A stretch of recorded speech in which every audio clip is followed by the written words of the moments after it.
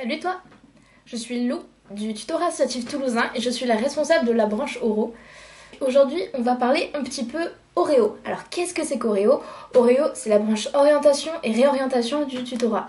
Donc, ça va traiter tout ce qui est l'orientation en études de santé, donc MMOPK, et tout ce qui est réorientation après le PASS ou l'AS, si jamais on se rend compte que c'est pas trop ce qu'on veut ou si jamais on n'arrive pas à entrer en santé.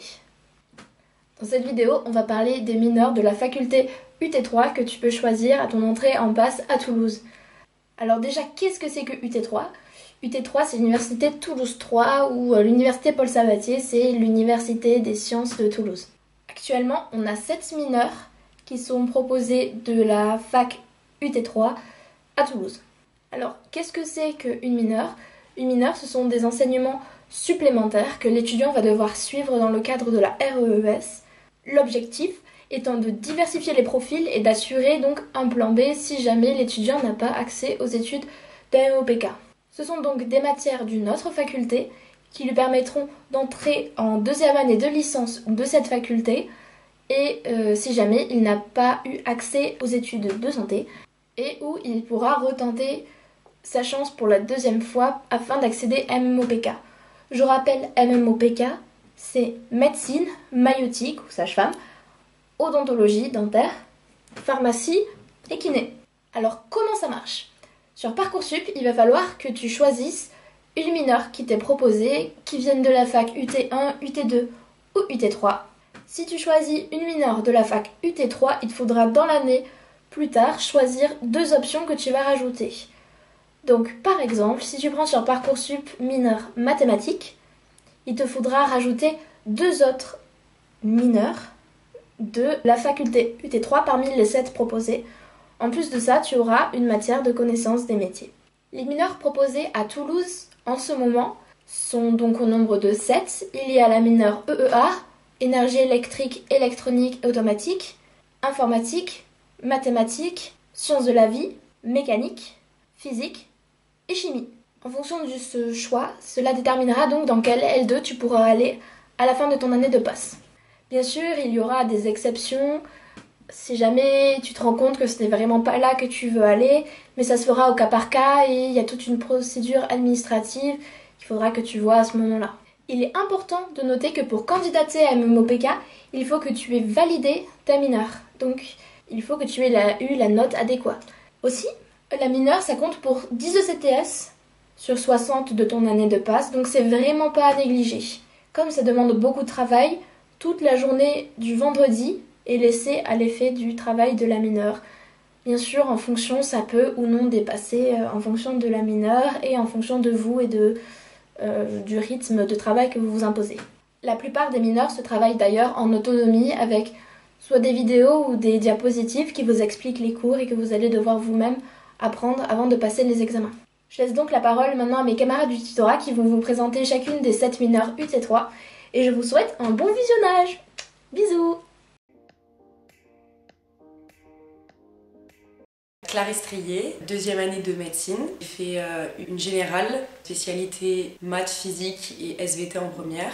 Et je vais vous présenter la mineure mécanique. La mineure mécanique, en quoi ça consiste? On va étudier un peu tout ce qui est force des mouvements, mais toujours avec un lien médical. Donc par exemple, ça va être la projection de gouttes de sang quand on ouvre une artère ou des choses comme ça. Et ça va toujours avoir un lien avec la médecine. Il y a les forces, il y a de la cinétique. Il y a aussi un peu d'études de dimension, c'est la hauteur, etc.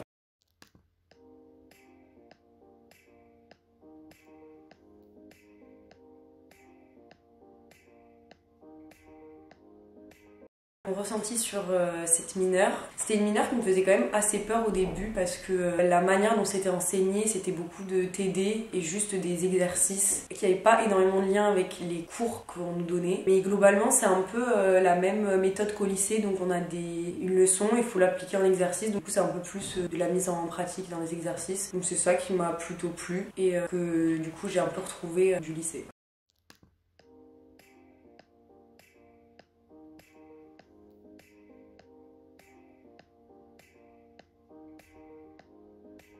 Ma méthode de travail, c'était du coup de faire plein d'exercices parce qu'on savait que c'était ça qui était demandé, que de l'exercice et pas de cours. Donc s'entraîner sur plein d'exercices, même parce que nous, du coup, ça fonctionnait en leçons puis des gros TD qu'on corrigeait pendant les heures de visio. Du coup, c'était que des exercices qu'on corrigeait. Du coup, j'allais en chercher d'autres à côté pour m'entraîner. Et ce que j'aurais pu mieux faire, c'est ficher mes leçons en amont parce que du coup, vu que je comprenais pas le rapport qu'il y avait entre les leçons et les exercices, je le faisais pas et c'est peut-être quelque chose que j'aurais pu mieux faire qui m'aurait plus aidé à comprendre les exercices.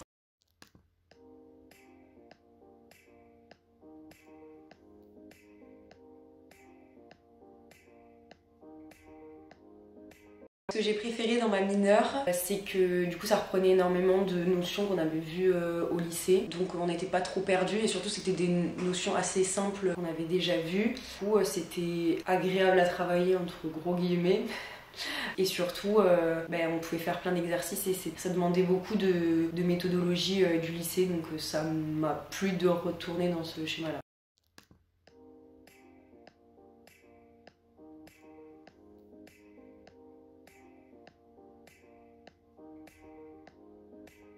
Alors ce que j'ai le moins aimé, déjà c'était le fait qu'on soit en distanciel, qu'on n'ait que des visios à faire et surtout qu'on nous a un peu laissé sans vraiment de marque avec des profs qui étaient des profs de méca de fac, donc qui savaient pas notre niveau. Du coup on était un peu perdus là-dessus et surtout que c'était beaucoup de l'entraînement et il y avait des personnes qui étaient totalement perdues et qui comprenaient pas comment réussir à faire les exercices alors qu'on n'avait pas vraiment de méthode à proprement parler pour résoudre certains exercices. Donc ça c'était un peu le plus dérangeant parce qu'on savait pas où est-ce qu'on devait aller. En plus on n'avait pas vraiment d'annales pour s'entraîner, donc on savait pas vraiment à quoi allait ressembler l'examen classant de cette mineure. Du coup je dirais plus le fait qu'on soit un peu laissé tout seul, sans personne pour nous aiguiller.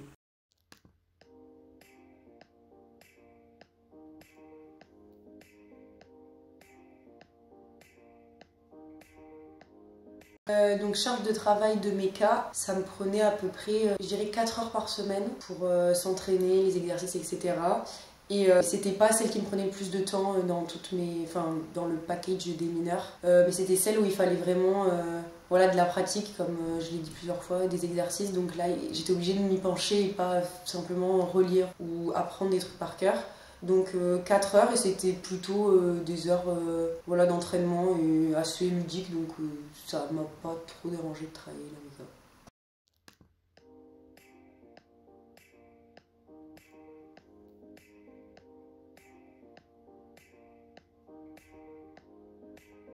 Alors conseil pour la mineure méca, je dirais s'entraîner beaucoup, bien s'entraîner, refaire plusieurs fois tous les exercices parce que il n'y a que ça qui tombe.